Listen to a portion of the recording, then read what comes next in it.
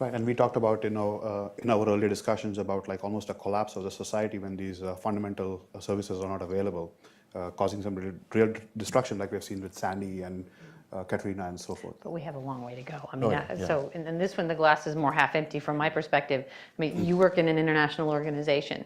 It's easier for you to share information with Citibank in the U.S. than it is for you to call your subsidiary in Germany and try to share, a cyber threat that you see. I mean, the legislative landscape is such a mess for countries to share information across and private corporations to share information across. We are a long way from being able to coordinate and work together.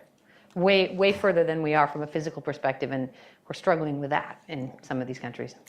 I mean, it's a very, challenging thing to do, right? So as a company, for example, HP is a global company.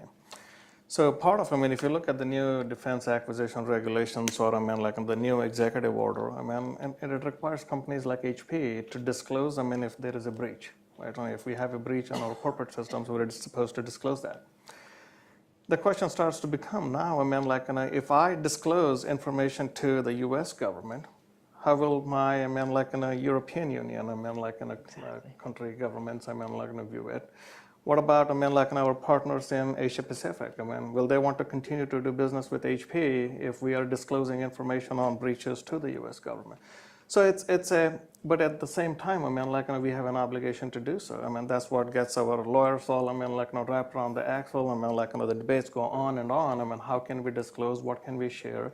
There are even talks about, do we really need to start carving out HP's back office IT system specifically for, the Americas or the US, just to meet these mandates. So it's a very complicated, issue. An optimistic, be a glass half full on this would be, and here we are again, and this is science and engineering in this building. And there are ways that we can use, innovative ways to automate processes so we can strip off personally identifiable information, or PII, so that a firm can share information with other firms and with the government without that customer, or that consumer, that client's information being caught up in that. We can do that. Software can do that. We need the bright minds that are here to help with that.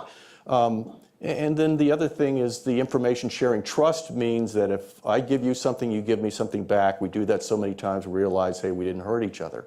Well, that can also be automated. In fact, one of the things we're hoping to see a lot more of now is an automated process where threat information is automatically shared between government and industry. And this is now the threat, not the PII data. Right. Because if I'm in the private sector and I hear the government saying, hey, I'm the government, I'm here to help, and they take stuff from me, but never seem to give me actionable information back in return, right, that's a problem. It's got to be two-way street.